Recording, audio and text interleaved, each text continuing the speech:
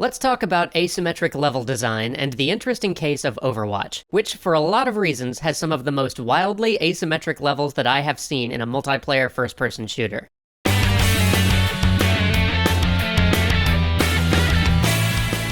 Designing levels for competitive multiplayer games where the level design is asymmetric is a contentious thing. Even in games like MOBAs where the map is nearly symmetrical for both teams, minute differences, like which characters start near which monsters, create a preference for players and lead to players seeing one starting location as being more advantageous than the other. Meaning somebody's always gonna be unhappy.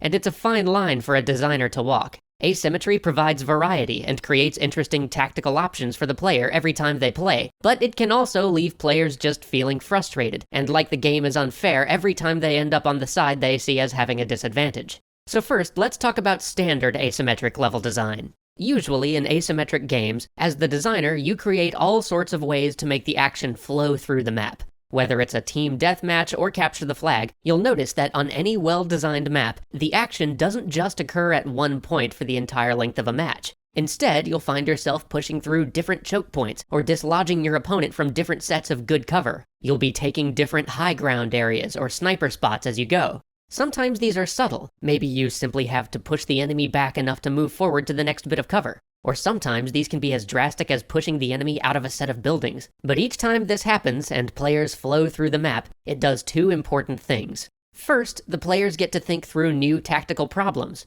Lines of sight are constantly changing, cover layouts change, height advantages change on different conflict points on the map. This is interesting for the player. It's what makes the game feel vibrant and alive. Second, it constantly switches which team or players have an advantage. Each new stopping point on the player's circulation through the map should alter who gets an edge from the asymmetric terrain, which keeps the map feeling challenging but fair. There are a number of systems we use to achieve this. Baked into the level itself are conflict points. These are places everybody wants to be because they're objectives, or because they're advantageous, like bunkers, hilltops, that sort of thing. Players will naturally gravitate toward those areas, and a fight will naturally erupt around them as players try to take control.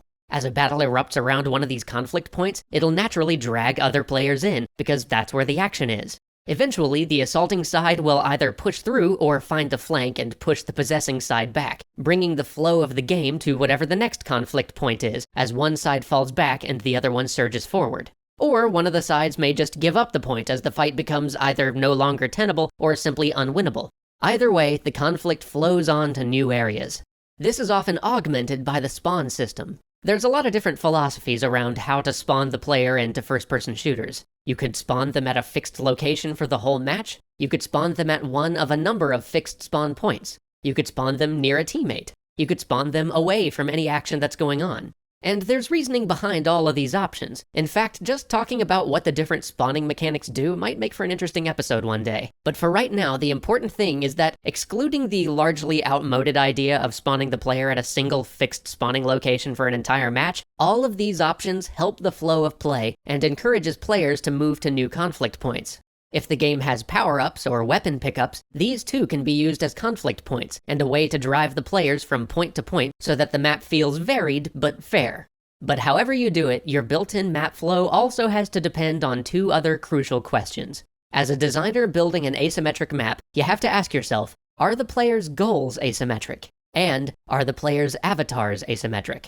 Because both of those have a huge effect on map design. And here is where we get to Overwatch. Because in Overwatch, the answer to both of those questions is yes. At least most of the time. In Overwatch, there are basically two types of maps. In one type, one team is assaulting, trying to take ground, and the other one is defending, trying to hold ground. In the other type, both teams are fighting to control a central objective. Interestingly, the second game type usually gives us maps that barely feel asymmetric at all, as the design involves only one central conflict point with a group of minor conflict points radiating out from it, which often represent different paths to the central conflict point. Note that this is the only map type where they use a single, fully fixed spawn location, implying that the designers felt that asymmetry had far less impact on this map type, and that they didn't have to put as much emphasis on seesawing between which team gets the most advantage out of the map's limited asymmetry. So let's look at the attackers versus defenders maps, because those are wildly asymmetric. Intentionally so. The flow of each match through these maps is pretty evident. The designers channeled the player's movements much more clearly than your standard team deathmatch shooter. And because the designers know the map flow, this means that they can develop a type of wild asymmetry that creates a specific tension and interest curve for their online FPS, at least theoretically. The first thing to notice on all of these maps is that the attackers have the initial advantage. The first point the defenders are tasked with guarding usually gives the attacker lots of alternate paths to flank from, and a modicum of cover. And the choke points are either relatively easy to break, or can be avoided by smart flanking play. On top of that, any defender who gets taken out has to hoof it all the way from their initial spawn point at the end of the map back to the area their team is trying to defend, while the attackers respawn much closer to the initial conflict. Even if the defenders and the attackers suffer equal losses, the respawn distance advantage will push the attack forward.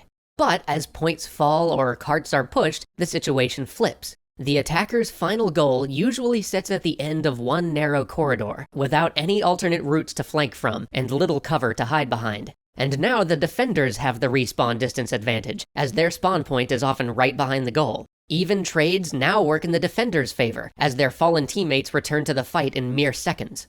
When this all works, it creates wonderfully nail-biting situations where the games come down to the last second. It makes both the attack and the defense feel like desperate, hard-fought struggles, while at the same time giving each match a sense of motion and progress. First, the outer defenses collapse, and then the inner defenses fall, until the defenders are left performing a desperate last stand on a patch of ground designed for desperate last stands.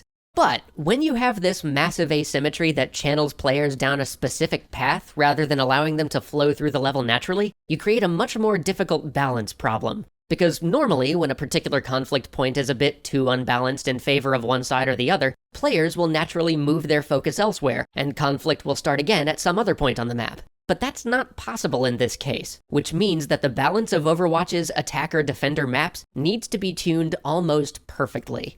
And some of them are. Some of these levels are masterpieces of multiplayer design. But there are others where that balance is just slightly off, where the first point typically falls quickly, and then the match turns into a 7-minute grind fest where the attackers throw themselves at an overly secure final defense point. Because these maps are designed to flow down one specific path, there's no self-correcting mechanism in place to resolve the imbalance.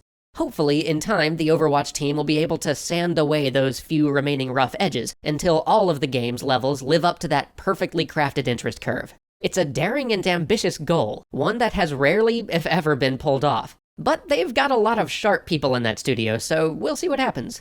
But Overwatch's asymmetry isn't limited to level design. Next week, we'll talk about the game's most prominent asymmetric feature, its characters. See you then.